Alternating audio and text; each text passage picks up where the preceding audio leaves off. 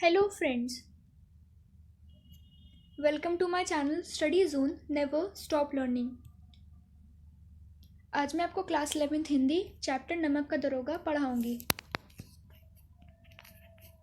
चलिए शुरू करते हैं। नमक का दरोगा प्रेमचंद द्वारा रचित लघु कथा है।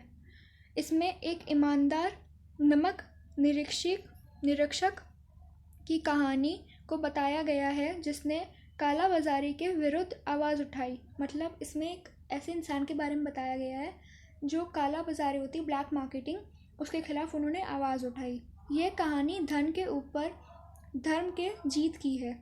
कहानी में मानव मूल्यों का आदर्श रूप दिखाया गया है और उसे सम्मानित भी किया गया है। सत्यनिष्ठा, धर्मनिष्ठा और कर्म परायणता को विश्व के दुर्लभ गुणों में बताया गया है। अंत में यह शिक्षा दी गई है कि एक बेईमान स्वामी भी एक ईमानदार कर्मचारी की तलाश रहती है।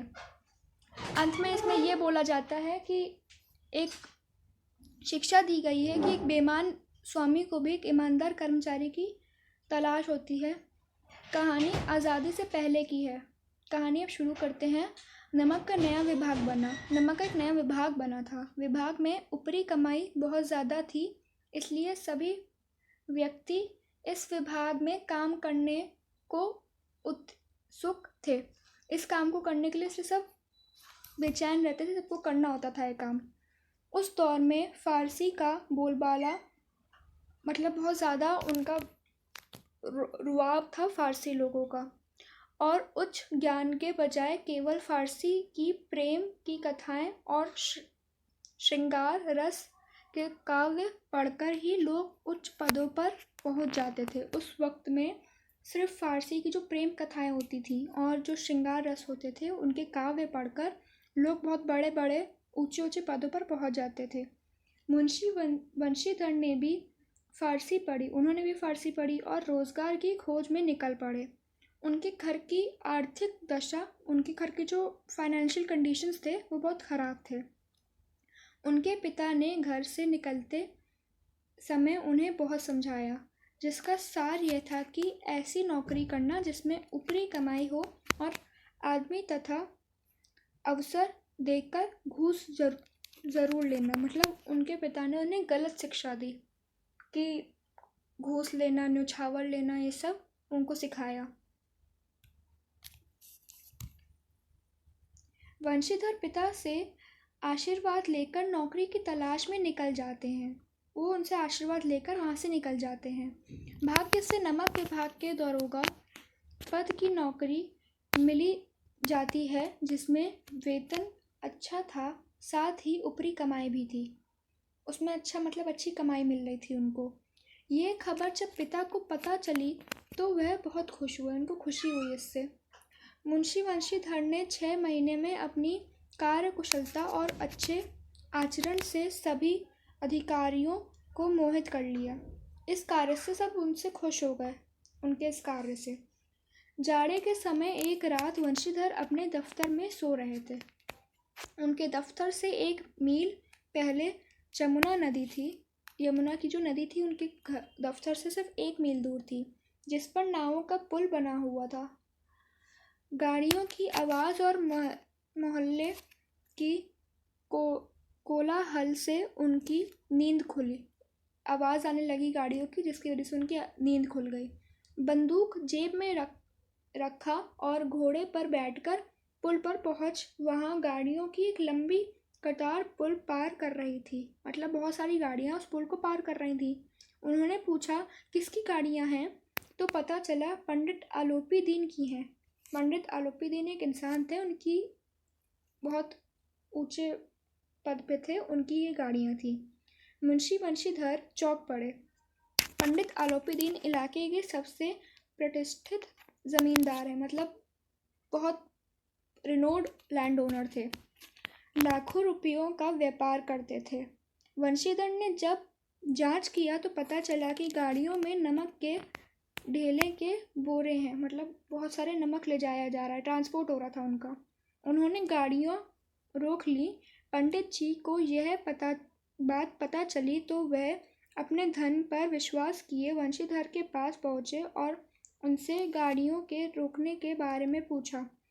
मतलब बहुत ज़मींदार थे, बहुत बड़े ज़मींदार थे, तो उनके पास बहुत पैसा भी था। तो उन पैसे का रुआब दिखा के वो उनके पास पहुँचे। पंडित जी ने वंशीधर को रिश्वत देकर गाड़ियों को छोड़ने को कहा, परंतु वंशीधर अपने कर्तव्य पर अडिग रहे और पंडित जी को गिरफ्तार करने का हुक्म दे दिया। उन्होंने जो रिश्वत दिखाई थी, रिश्वत दिखाना एक कानूनी जुर्म था, जिसकी वजह से पंडित जी को उन्होंने गिरफ्तार करने का हुक्म दिया। पंडित जी आश्चर्यचकित रह गए, वो बहुत हैरान रह गए। पंडित जी ने रिश्वत को बढ़ाया, मतलब उन्होंने उस रिश्वत को दुगना तिगना करा, पर फिर भी वो वंशीधर नहीं माने और पंडित जी को गिरफ्तार कर लिया। अगले दिन यह खबर हर तरफ फैली गई।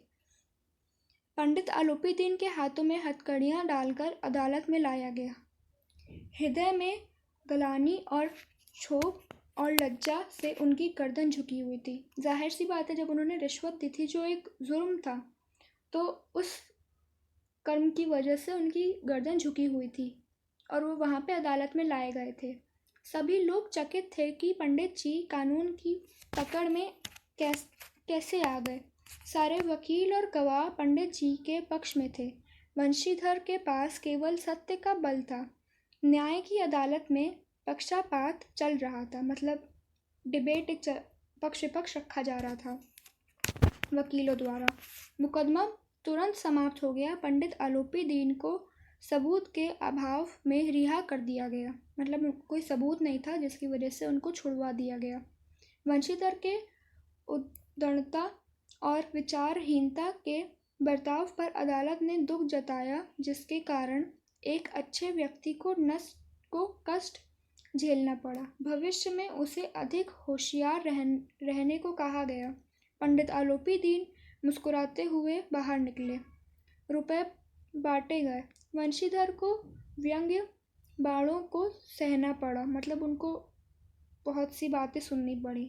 1 सप्ताह के अंदर कर्तव्य निष्ठा का दंड मिला और नौकरी से हटा दिया गया। उनको उस पद से हटा दिया गया। पराजित हृदय शोक और खेद से व्यथित अपने घर की ओर चल पड़े। घर पहुँचे तो पिताजी ने कड़वी बातें सुनाई, क्योंकि पिताजी का ये कहना था कि कुछ भी करो लेकिन एक ऊपरी कमाई आनी चाहिए, मतलब गलत काम भी करने पे ऊपरी कमाई आनी चाहिए।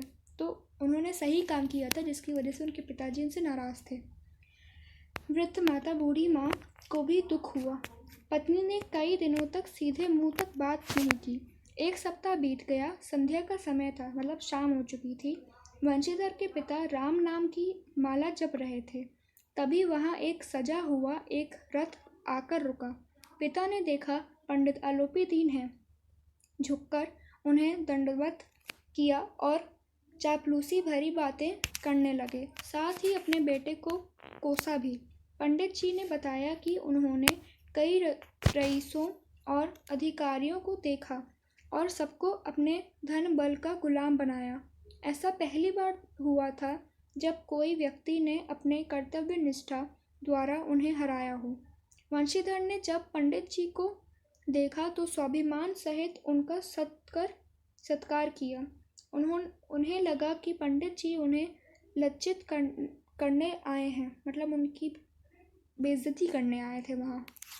परंतु पंडित जी की बातें सुनकर उनके मन का मैल मिट गया और पंडित जी की बातों को उनकी उदारता बताया। उन्होंने पंडित जी को कहा कि उनका जो हुक्म होगा वे करने को तैयार हैं। इस बात पर पंडित जी ने स्टैम्प लगा हुआ एक पत्र निकाला और उसे प्रार्थना स्वीकार करने को बोला।